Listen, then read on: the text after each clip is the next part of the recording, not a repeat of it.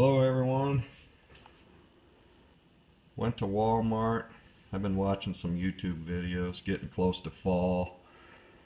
So we need to stay warm. I came up with an idea on how to build a wood stove, portable stove, tent stove.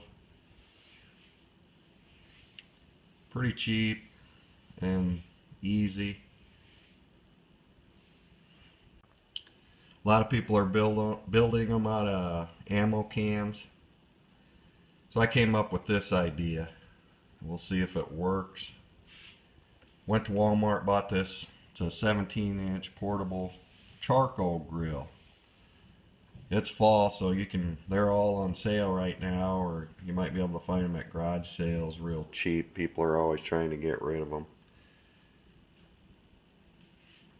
I wanted to try to come up with an easier way. You know, a lot of the parts are already with this grill.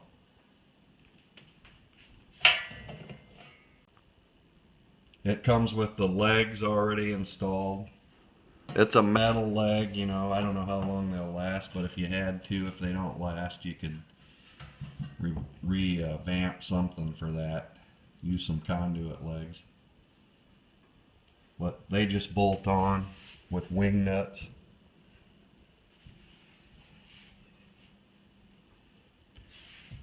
This is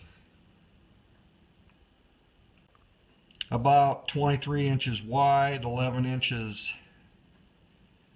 deep, and 16 inches high. So we have about, let's see,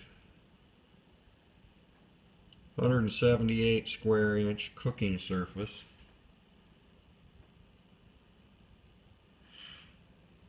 I'll just kind of go over this so you can read whatever you need to. As you can see, you just push a button and the legs will fold up over the top. Comes with 3 handles. I'm not going to be using them all.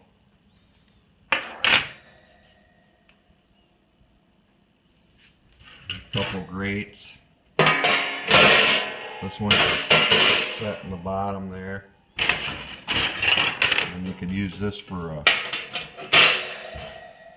cooking surface. I'm not sure how I'm going to build this yet, but we'll take you along and you guys can come up with your own ideas too. And learn from my mistakes on how I do this.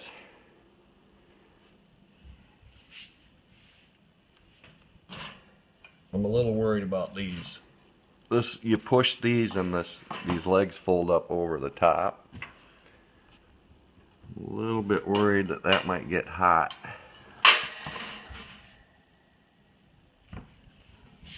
As you can see, there's a little pin right there that might get real hot and melt. But this thing's designed for using charcoal, so I figure it'll last longer than a coffee cans or the cheap metal buckets that I see people using. And this might be a little easier to build since a lot of the parts are with it. So let's get started here. Here's the top. That just sets right on top.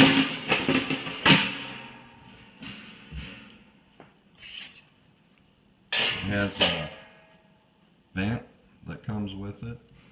I'm going to put a hot plate, I think, on top of here somehow. So I'm not going to use this here, but I'm going to cut the front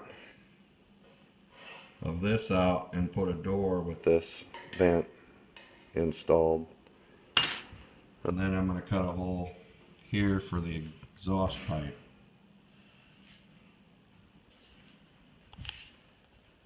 It has some holes here which you would use for the handles.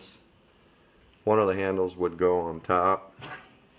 And of course I won't be using that handle there. I'm gonna use, I think, one of these handles so you can and bolt it onto the end here. So it's easy to carry around. Hopefully all the stuff fits inside of this.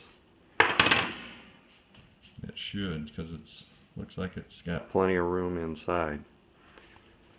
These holes, I think I'm going to use some sock warmers. I'll run some rods through each one of these holes all the way through. This is my ideas anyway.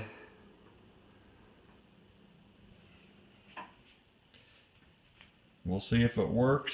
You come up with your own. Learn from my mistakes here. I paid $17 at Walmart. I'm going to need to buy some stovepipe. Figure out what size hole I need for the top. I'm going to put a baffle so the fire doesn't go directly out through the stovepipe. It'll heat up and try to burn some of the smoke, so it's more efficient. I'm going to try to put some type of if I run some rods through these holes here, I could put maybe I might have to buy some expanded metal to go on top. Put an ashtray down below. I might save this for if you want to use it for cooking also. A stove and a cooking surface. I don't know yet. We'll see what happens. So I need some stovepipe, some type of a baffle, and figure out the door in front, and then we should have a stove. It sure sounds easy, but we'll see what happens. Let's get started here.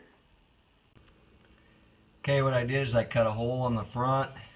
I used a Sawzall, but I would recommend a smaller jigsaw with a metal blade or a Dremel tool.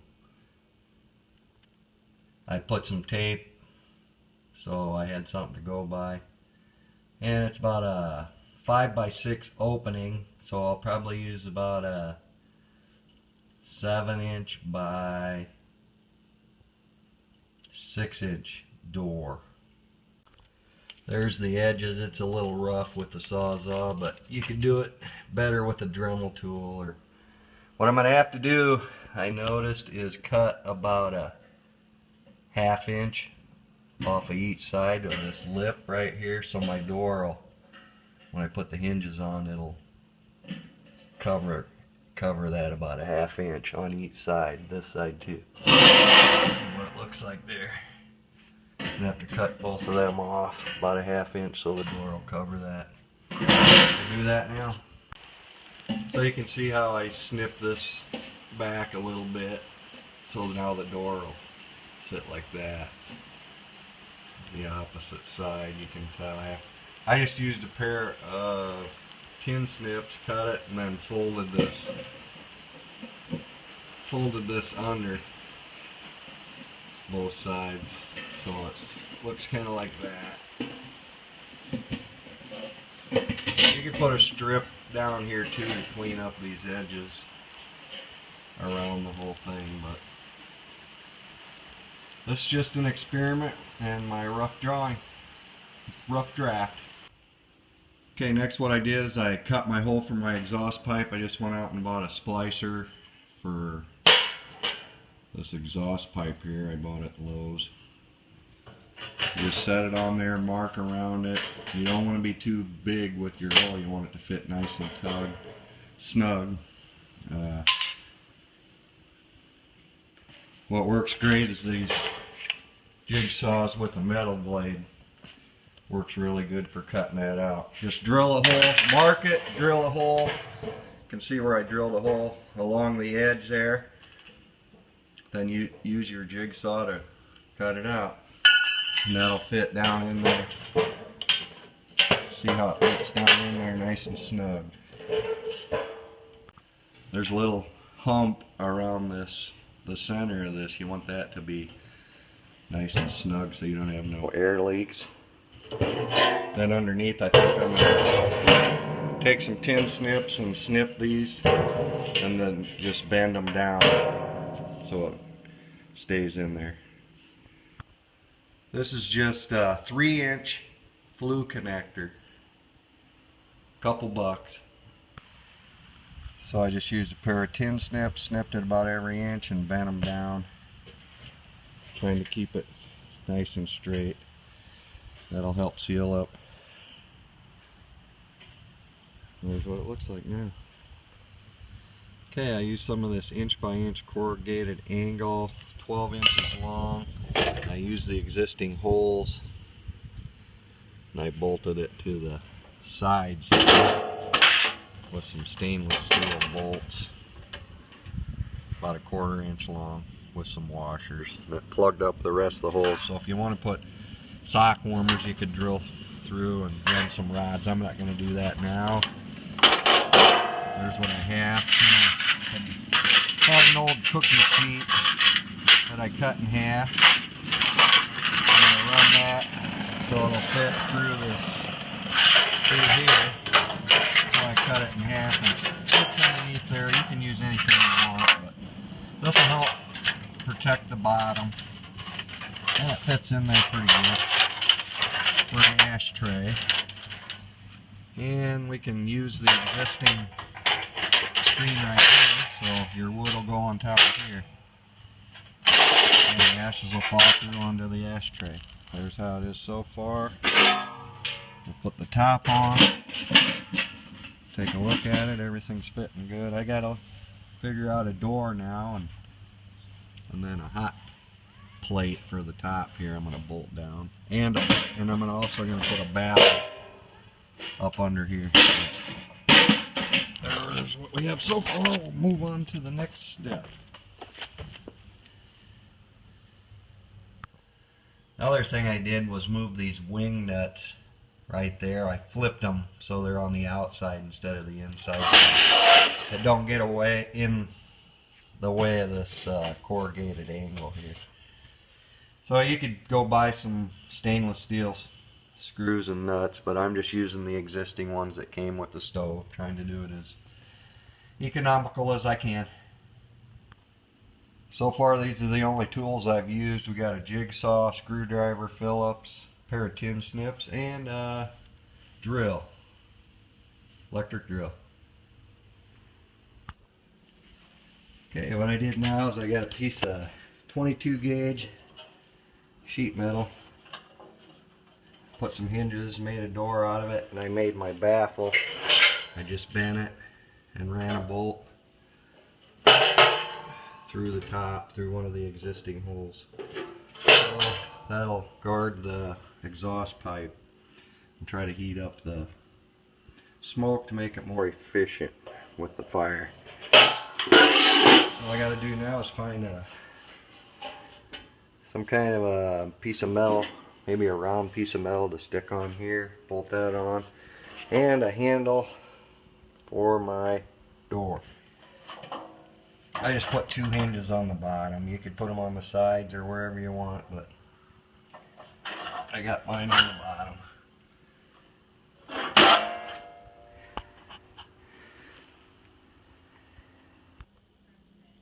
Okay, I'm going to finish this video up.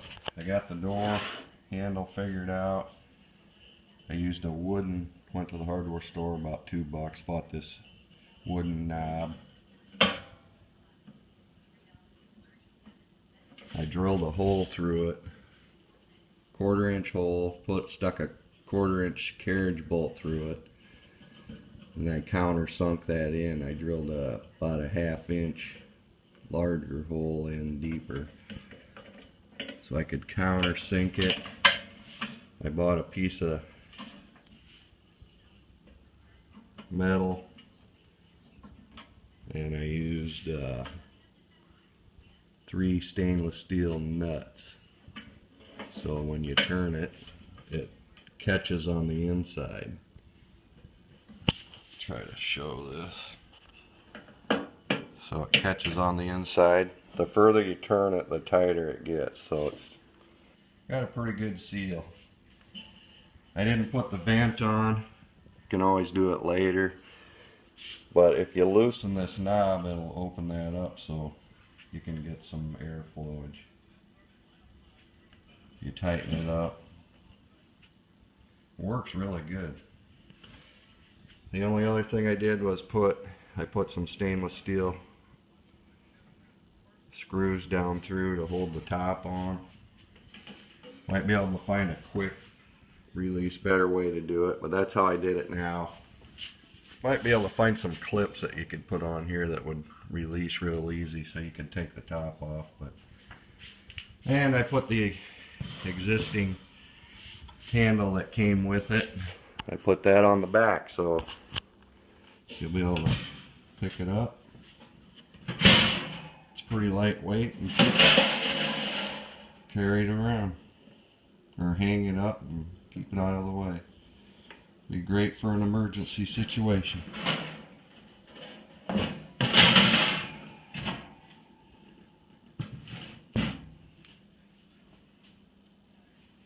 I'll fold the legs down and put the pipe on.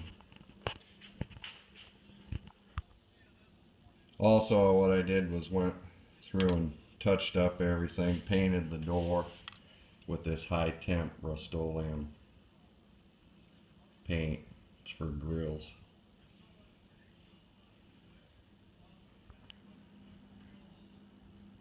There it is with the flue pipe in. It's just a galvanized flue pipe. I think a 2-foot section was $2.80.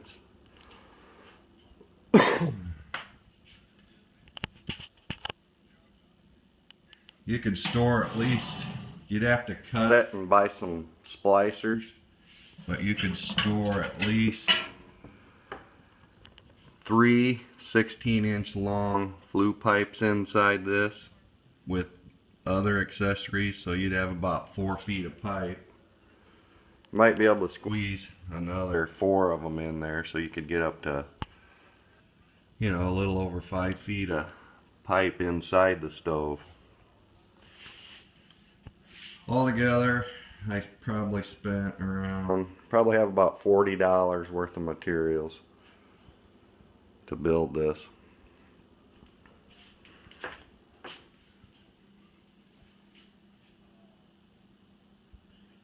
That's it.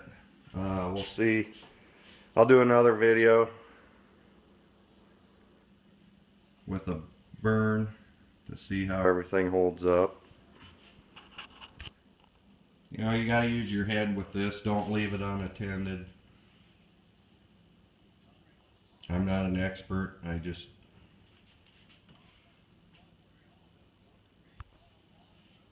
built this for emergency purposes.